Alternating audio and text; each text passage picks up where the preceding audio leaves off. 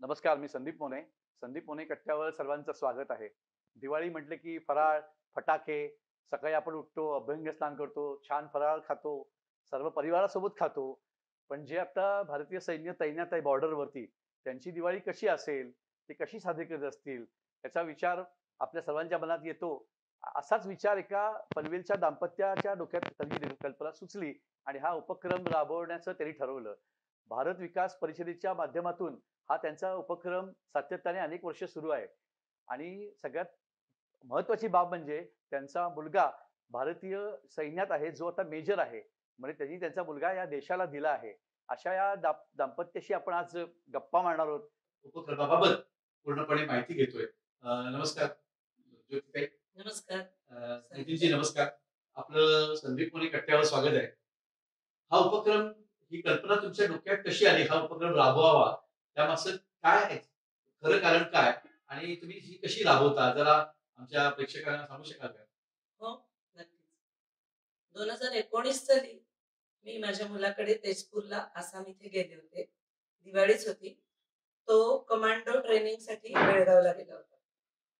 तेव्हा दिवाळीचा फराळ मुंबईच्या एका संस्थेने पाठवला. तो आला होता. तर आम्ही खाल्ला. तेव्हा माझी सून म्हणाली, की "आई, हा दिवाळीचा फराळ आहे. छान आहे, आपल्याला पाठवला. तुमची पनवेलमध्ये एवढी ओळख आहे, तर तुम्ही का नाही असं काही करत?" म्हटलं, "अरे हो, बघूया करून प्रयत्न." आणि नंतर मनुष्य स्वभावानुसार मी घरी आल्यावर ही गोष्ट विसरली. 2020च्या ऑगस्टमध्ये मला या मुंबईच्या हिंदू नववर्ष स्वागत समितीकडून मेसेज आला आणि त्यांनी देणगीचं आवाहन केलं होतं. सगळ्यांसारखं देणगी देणं मला खूप सोपं होतं. पण मी 4 दिवस विचार केला. मला आठवलं आमच्या मालकीकांनी म्हटलं होतं, की आपण का नाही सुरू करत? तर मी 4 दिवस मनाशी विचार केला. 4 दिवसानंतर मिस्टर कानिटकरांशी बोलले, की मला असं वाटतंय आपण हे पनवेलमध्ये सुरू करूया. ते म्हणाले, "कर. माझा पाठिंबा आहे पूर्णपणे.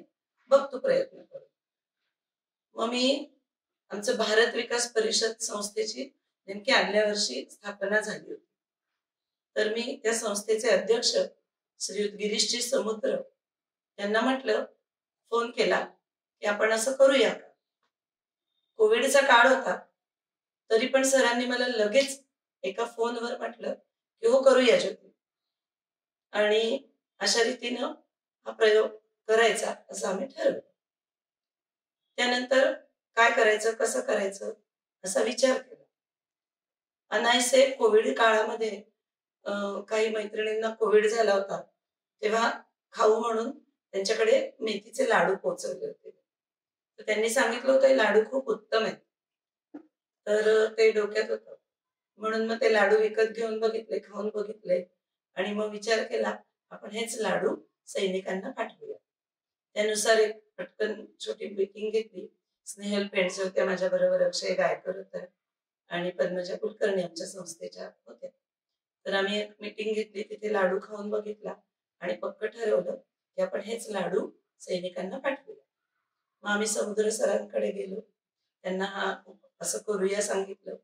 कोविड असल्यामुळे थोड्या मर्यादा होत्या.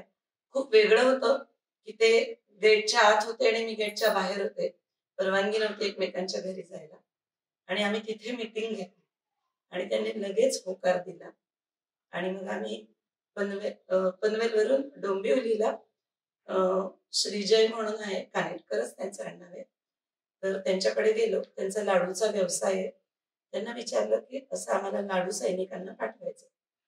तर त्यांनी लगेच हो म्हटलं आणि पहिल्या वर्षी 2020 साली आम्ही 14,000 लाडू सैनिकांना सीमेवर पाठवले. तेव्हाच थोडं लक्षात आलं होतं, की हा उपक्रम कदाचित मोठा होऊ शकतो. त्यामुळे आम्ही लोकसहभागातून हा उपक्रम करायचं ठरवलं आणि तेव्हा निधी गोळा केला. साधारणपणे 3 लाख निधी गोळा झाला. फक्त आम्ही 14,000 लाडू सैनिकांना पाठवले. 2020 ते 2025 यामध्ये या कालावधीमध्ये या उपक्रमामध्ये काय बदल झाला नेमका? आपण जरा सांगू शकाल का? नक्कीच. 2020 साली आम्ही फक्त लाडू पाठवले. मग आम्हाला या उपक्रमाचा आवाका लक्षात आला. लोकांच्या देणगीचा ओघही लक्षात आला. जरी कोविड काळ असला, तरी लोकांना सैनिकांपर्यंत फराळ पोहोचतो ही संकल्पना खूप आवडली.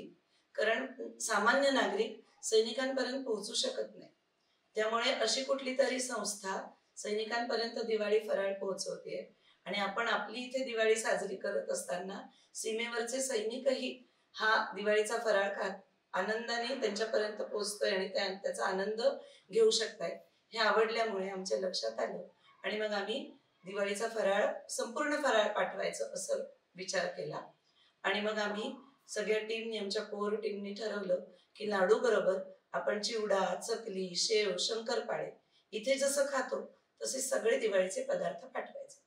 मग 2021 साली आम्ही 3000 बॉक्स पाठवले. त्याच्या पुढच्या वर्षी आम्ही 7500 पाठवले.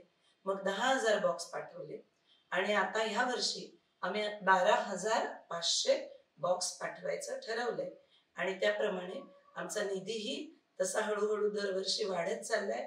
लोकांचा उदंड प्रतिसाद यासाठी मिळतोय आणि लोक पॅकिंगसाठी सुद्धा येतात. ह्या पूर्ण जी प्रक्रिया आहे ट्रान्सपोर्टेशन, पॅकिंग, म्हणजे त्या तो फराळ तयार झाल्यापासून तर प्रत्यक्ष तिथे पोहोचेपर्यंतचा जो प्रवास आहे हा नेमका कशा पद्धतीने हाताळला जातो? म्हणजे त्याचं पॅकिंग, ट्रान्सपोर्टेशन, जो 14,000 बॉक्स किंवा 12,000 बॉक्स म्हणजे काही कमी संख्या नाही, ही फार मोठी गोष्ट आहे. तर ते सगळं तुम्ही कसं कसं हाताळता, कसं काय? जे लोक देणगीदार आहेत तर त्यांचेच आम्ही आवाहन करतो. आम्ही एक सैनिक हो तुमच्यासाठी अशा नावाने एक व्हॉट्सअप ग्रुप बनवलाय. तो ग्रुप 10 महिने बंद असतो. 2 किंवा 3 अडीच महिने फक्त तो सुरू असतो. देणगी घ्यायला सुरुवात झाल्यापासून तो ग्रुप सुरू होतो.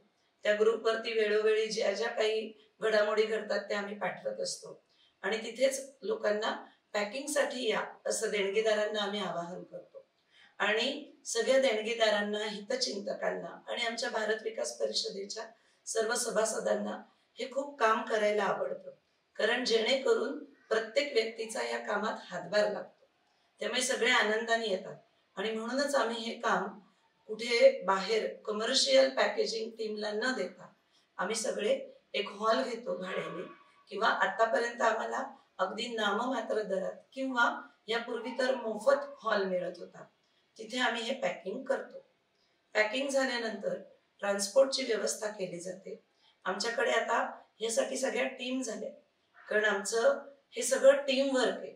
यात केवळ आम्ही दोघं नाही आहोत. भारत विकास परिषदेचे असंख्य आमचे हितचिंतक, असंख्य देणगीदार आणि आमचे कार्यकर्ते ही एक सगळी टीम तयार झाली. आमचा परिवार तयार झालाय आणि सगळ्यांना सगळ्या प्रकारची कामं माहिती झाली. त्यामुळे आम्ही आता स्वतंत्र टीम केल्या आहेत. पॅकेजिंगची टीम आहे, फायनल पॅकिंगची टीम आहे, तरुणाई आहे सगळी आमच्या बरोबर. अक्षय, हर्षल, अंकित आणि कौस्तुभ अशी आणि त्यांची मित्रपरिवार अशी एक टीम आहे. शीतल आहे, स्वप्नेश आहे त्यांच्या. त्यानुसार तशीच एक लॉजिस्टिकची टीम तयार केली. त्यानुसार जुलैमध्ये आमचं आर्मीच्या लोकांशी हा सगळा पत्रव्यवहार सुरू होतो. त्यांच्याकडून होकार आला, त्यांच्याकडून मागणी किती आहे म्हणजे त्या सीमावर्ती भागात किती किती गरज आहे हे ते आपल्याला कळवतात. आम्ही एक क्रायटेरिया ठरवलाय की जे बॉर्डरवर तैनात आहेत, जे दिवाळीला आपल्या घरी येऊ शकत नाही त्यांनाच आपण हा दिवाळी फराळ देतो. अदरवाईज 15 लाख आर्मी आहे आणि आपण त्यांना पुरे पडू शकणार नाही. पण जे बॉर्डरवर आहेत त्या सगळ्या म्हणजे भुज पासून आपल्या भारताच्या नकाशात गुजरात बॉर्डर, राजस्थान बॉर्डर, जम्मू काश्मीर आणि नॉर्थ ईस्ट हा सगळा भाग आपण कव्हर करतो.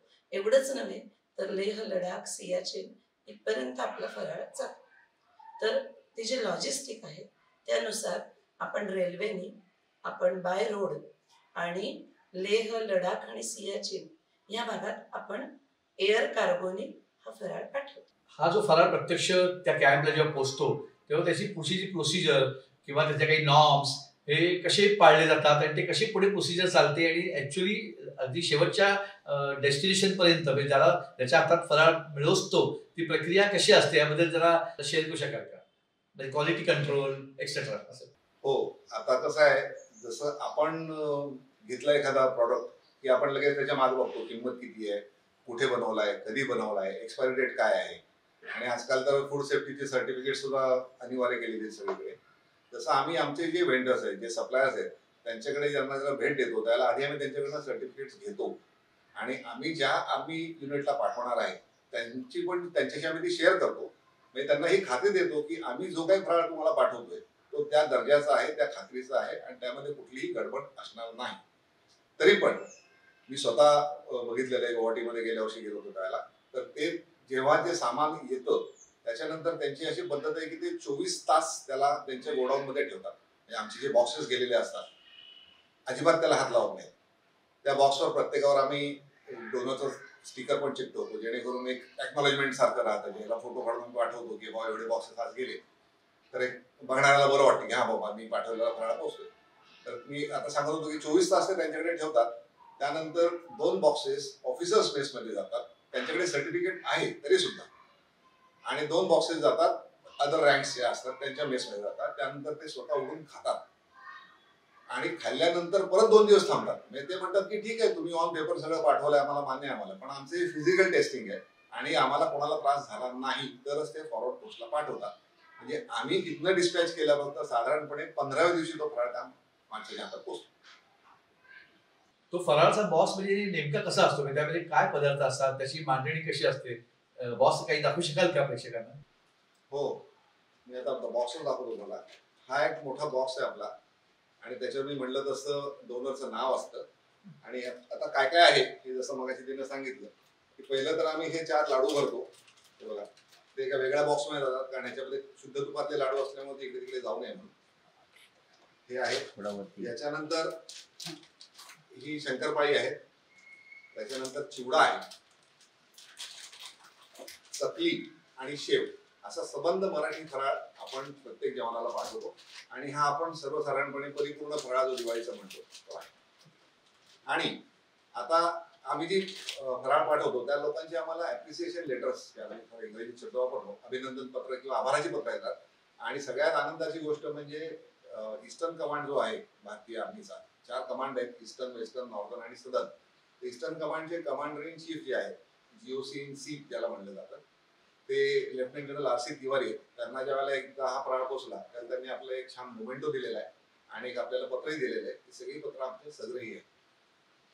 ज्योतिताई, जेव्हा या सीमेवरची जी सैन्य आहेत त्यांच्या परिवाराला जेव्हा कळतं की हा फराळ त्यांच्यापर्यंत पोहोचलाय तुमच्या माध्यमातून, तेव्हा त्यांना कसं वाटत असेल? म्हणजे त्यांचा तुमचा असा कधी संवाद होतो का? म्हणजे टेलिफोन म्हणा किंवा प्रत्यक्ष भेट, असं काही किस्सा असा घडलाय का की त्यांच्या परिवाराचा मेसेज तुम्हाला येतो किंवा फोन येतो, असं कधी घडतं? आहेत ना. जेव्हा हा आपला दिवाळीचा फराळ प्रत्यक्ष सैनिकांना पोहोचल्यावर लगेचच ते काही दिवाळीची वाट बघतात असंही नाहीये. जेव्हा दिवाळीचा फराळ पोहोचतो तोच त्यांचा दिवाळीचा सण असतो. कारण प्रत्यक्ष सीमेवर दसरा, दिवाळी असं काही कुठे नसतं. महत्वाची गोष्ट म्हणजे त्यांना फराळ पोहोचल्यावर फोन येतात आणि तेव्हा ते इतके भावुक होतात आणि त्यांना ते म्हणतात की आम्हाला आमच्या घरची आठवण आली, आमच्या आईने फराळ पाठवला, आमच्या ताईने फराळ पाठवला, माझ्या पत्नीने फराळ पाठवला असं मला वाटतं. कारण हे जे बॉर्डरवरचे जे सैनिक असतात त्यांना दर दिवाळीला आपल्या घरी येण्याची परवानगी मिळतेच असं नाही. एवढंच नव्हे तर माझा मुलगा सुद्धा गेली 8 वर्ष एकदाही दिवाळीत घरी येऊ शकला नाहीये. तर त्यामुळे त्यांना अतिशय आनंद होतो. त्यांचे फोन येतात आणि ते इतके फोन आल्यावर कधी कधी अगदी रडतातच. खरं म्हणजे रडणं म्हटलं पण ते आनंदाश्रू असतात आणि त्यांना खूप आनंद होतो. त्यांचं म्हणणं असं असतं की कुठेतरी महाराष्ट्रात एका लहान गावातून आम्ही तर आमची ड्युटी करत आहोतच, पण तुम्ही आमची आठवण काढली आणि ते पण दिवाळीच्या दिवसात, त्यांना त्याचा खूप आनंद होतो. एवढंच नव्हे तर त्यांच्या घरचे, त्यांच्या पत्नीचे किंवा त्यांच्या आईचे असे 2दा फोन आलेले आहेत मला.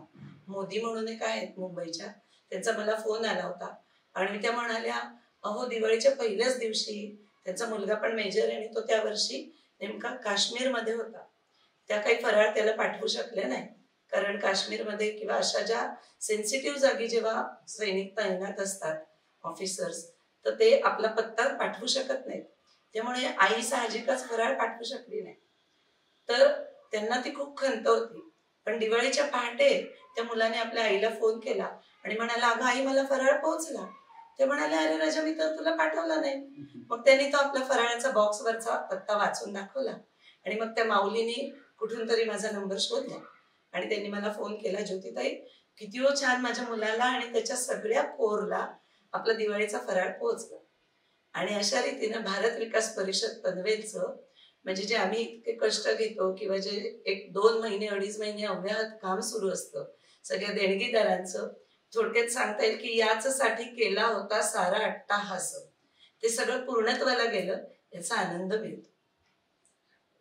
ज्योतिताई, लहान मुलांचा पण सहभाग, त्याचं योगदान या उपक्रमात असतं, खरं आहे का? म्हणजे ऍक्च्युली त्यांचं काय कामकाज असतं, ते कशी मदत करतात लहान मुलं, सांगू शकाल का? लहान मुलं आणि आमचा पनवेल भारत विकास परिषदेचा संस्कार प्रोजेक्टमुळे आपला 40 शाळांशी संपर्क आहे. त्या शाळांना आपण आवाहन करतो त्या विद्यार्थ्यांना की तुम्ही आम्हाला ग्रीटिंग कार्ड बनवून पाठवा. आणि आपले जे देणगीदार आहेत त्यातही काही खूप कलाकार आहेत, तर ते सगळेजण आपल्याला ग्रीटिंग कार्ड करून पाठवतात. मी आज आणले ग्रीटिंग, दाखवते मी. अशी ग्रीटिंग्स आपल्याला काही देणगीदार किंवा लहान मुलं अशी बनवून पाठवतात. आणि आपण एका असे 20 बॉक्स, फराळाचे 20 बॉक्स आम्ही एका मास्टर बॉक्स मध्ये भरतो. त्या मास्टर बॉक्स मध्ये अशी 20 ग्रीटिंग आम्ही पाठवतो, जेणेकरून आमचा असा विचार आहे की प्रत्येक सैनिकाला बॉक्स बरोबर असं दिवाळीचं ग्रीटिंग जाईल. एवढंच नव्हे तर आपल्या पॅकिंगला जे येतात लोक, तर तिथे लहान मुलं येतात. ग्रीटिंग मध्ये कविता चिकटवली जाते किंवा सगळ्या काम करणाऱ्यांना बॉक्सवरती नाव लिहिलेलं असतं. काम करणाऱ्या सगळ्यांना कधी पाणी द्यायचं असतं. आणि काही वृद्ध पण येतात की ते कविता चिकटवण्याचं काम करतात, लाडू भरण्याचं काम करतात, जेणेकरून वय वर्ष 6 पासून वय वर्ष 85 ह्या वयाचे सगळेजण या उपक्रमात अशा प्रकारे सहभागी असतात. नितीनजी, आता सध्याचा हा जो उपक्रम सुरू आहे तो पनवेल शाखेचा आहे, म्हणजे भारतीय विकास परिषदेचा हा पनवेल शाखेचा उपक्रम आहे. आपण कोकण प्रांताचे काम बघता, तर पुढे काही एक्सटेन्शनचा प्लॅन आहे का? म्हणजे इतर काही शहर, गावं, असं काही डोक्यात विचार आहे का? जरा कृपया शेअर करू शकाल का? हो, नक्कीच. आता तुम्ही कोकण प्रांताचा उल्लेख केला, तर गेल्या वर्षीपर्यंत भारत विकास परिषदेचा फक्त कोकण प्रांताचा मी सचिव होतो. पण आता मुंबई आणि कोकण प्रांत हे एकत्र केल्यामुळे आता त्याचा मी सहसचिव म्हणून काम बघतो. आणि मुंबईचे एक आहेत ते मुंबईचं काम बघतात. तर आता आमचा असा प्रयत्न आहे की जसं आमच्याबरोबर आम्ही फराळ पाठवतो, तर गेल्या वर्षीपासून आपली डोंबिवली शाखा सुद्धा आमच्याबरोबर फराळ पाठवायला सुरुवात केली त्यांनी. आणि तेही वेगळं पाठवतात, आम्ही वेगळं पाठवतो. फक्त आम्ही एवढंच बघतो की एकाच ठिकाणी दोन्ही शाखांचं जाऊ नये, ते आमचं कोऑर्डिनेशन आहे. आता आम्हाला पुढे कोकणात यायचंय. अलिबाग आहे, पेण आहे, खोपोली आहे आणि रत्नागिरी आणि सिंधुदुर्ग इथं आमची बोलणी सुरू आहे तिथल्या काही लोकल माणसांची. तर आमच्या ज्या काही टेक्निकॅलिटीज असतात त्या करून बघून आम्ही तिथे शाखा स्थापन करण्याच्या प्रयत्नात आहोत. आता समजा एखाद्या या उपक्रमाला कोणाला देणगी द्यायची असेल, आर्थिक सहाय्य करायचं असेल, तर कशा पद्धतीने करावं, म्हणजे काय प्रोसेस आहे, जरा प्लीज शेअर केल्यास बरं होईल. हा, आता कसं झालं, सुरुवातीला जसं ज्योतीने मगाशी सांगितलं की 14,000 फक्त लाडू पाठवले, त्यातला 3-3.5 लाखाचा निधी दिला लोकांनी. पण नंतर जसं हे वाढायला लागलं तसं आमच्या असं लक्षात आलं की एवढे सगळे पैसे आपण पनवेल ब्रांच मध्ये घेऊ शकत नाही, कारण त्याला काही लिमिटेशन आहे. आमची असोसिएशन ऑफ पर्सन आहे, थोडं टेक्निकल गोष्टी आहेत, त्यात मी जात नाही. म्हणून मग आता आमचं जे भारत विकास परिषदेचं मुंबई कोकण प्रांताचं जे ट्रस्ट आहे की त्याच्यामध्ये आम्ही हे सगळे पैसे रेझर पे म्हणून पेमेंट गेटवे त्याच्या थ्रू घेतो. आणि त्याची तुम्ही पैसे दिल्यानंतर त्वरित तुम्हाला एक पावती मिळते. आणि मे महिन्यामध्ये 10BE सर्टिफिकेट, आजकाल इन्कम टॅक्सला लागतात, ATGच्या अंडर तुम्हाला जर का काही सवलत पाहिजे असेल इन्कम टॅक्समध्ये, तर ती आम्ही तुम्हाला मे महिन्यामध्ये देतो. त्याची एक सोपी लिंक आहे आणि आम्ही त्याचा QR कोड पण बनवलाय. आजकाल आता लोकांना खूप सवय आहे UPIची, त्यामुळे तुम्ही QR कोडवरून सुद्धा देणगी देऊ शकता. कमीत कमी 500 रुपये देणगी द्यावी अशी आमची अपेक्षा आहे. आता तसं बघितलं तर आमच्याकडे 50,000 रुपये देणारे परदेशातले काही नागरिक आहेत, तेही फोन करतात आणि तेही तिथपर्यंत आम्हाला देणगी देत असतात. ज्योतिताई, नितीनजी, आपण या संदीप मोने कट्ट्यावर आलात. आपलं कार्य, भारत विकास परिषदेचं कार्य हे खरोखर अफाट आहे. आम्ही हे ऐकून अक्षरशः थक्क झालो आणि मला खात्री आहे की आपला हा इंटरव्ह्यू ऐकून बरेच आपले प्रेक्षक आपल्या स्तुत्य उपक्रमाला आर्थिक हातभार लावतील. आपला हा जो प्रयत्न आहे हा पुढे असाच सुरू राहू दे आणि आपल्या पुढच्या वाटचालीसाठी मी खूप खूप शुभेच्छा देतो. आपण या संदीप मोने कट्ट्यावर आलात आणि आपला बहुमूल्य वेळ दिलात त्याबद्दल मी आपला मनापासून आभारी आहे. धन्यवाद. संदीपजी, आपलेही मी आभार मानते आणि या निमित्ताने आपले असंख्य देणगीदार, भारत विकास परिषदेचे सर्व कार्यकर्ते, पॅकिंगसाठी येणारे सगळे आबालवृद्ध, या सर्वांचे मी या निमित्ताने इथे आभार मानते. आणि एकच वाक्य सांगेन की परमेश्वरी काहीतरी एक योजना असते. हे सगळं कार्य ईश्वरी कार्य आहे असं आम्ही सगळे मानतो. करता करविता निराळाच आहे. आम्ही सगळे निमित्त मात्र आहोत. या निमित्ताने मी सगळ्यांचे आभार मानते. सर्व टीमचे, आपल्या सर्व टीमचे आभार. आम्ही अत्यंत आभारी आहोत. धन्यवाद. मंडळी, या होत्या ज्योतिताई, नितीनजी. त्याचा भारत विकास परिषदेचा उपक्रम याबद्दल आपण सर्वांनी ऐकलं. जेवढं शक्य होईल तेवढं मदत करा, आर्थिक मदत करा हेच आवाहन करतो. आणि आपला जो संदीप मोने कट्टा आहे युट्यूब चॅनलवरती, तो आवडला असेल तर नक्की कॉमेंट्स करा, सबस्क्राईब करा, लाईक करा. असेच आपण अनेक विषय घेऊन पुन्हा येऊच. नमस्कार. धन्यवाद. हम सभी भारत विकास परिषद का तहे दिल से शुक्रिया अदा करते हैं. समग्र हम सभी भारत विकास परिषद के आभारी हैं कि उन्होंने हमें याद किया तथा प्रत्येक भारतीय सैनिक को यह स्मरण करवाया कि भारत में हर वर्ग के लोग तथा आप जैसी संस्थाएं हैं जो भारतीय सेना के साथ प्रत्येक परिस्थिति में कंधे से कंधा मिलाकर खड़ी है. आपके इस स्नेह ने यह सिद्ध किया है कि सेना अपने देश की सीमाओं पर अकेली नहीं है. उसके साथ करोड़ों देशवासियों का आशीर्वाद तथा शक्ति है. हमारी ओर से समस्त देशवासियों को दिवाली की हार्दिक शुभकामनाएं और भारत विकास परिषद को एक बार फिर से नमन. जय हिंद, जय भारत.